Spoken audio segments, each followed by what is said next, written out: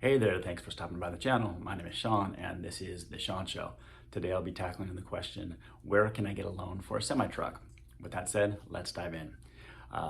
So just a little bit of color. I work as a broker and I have a lot of lenders that I work with that can help me get you financing for a semi-truck. First and foremost, obviously you can go to the dealer and they may have programs for you there. Oftentimes they really serve people that have perfect credit. They've been in business for a very long time. They won't give loans to absolutely everybody. So that's where I come in. I can get financing for many different types of businesses, whether it be a startup, whether you have really poor credit, or whether you've been in business for a long time, you have a large fleet and your credit is great. But there's a good chance that if you're the latter, you probably just got financing at the dealer.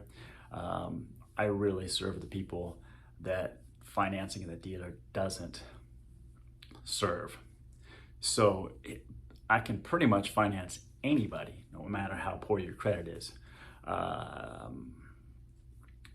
If you're a startup, if you had a bankruptcy yesterday, if you have a down payment ranging from 35 to 40%.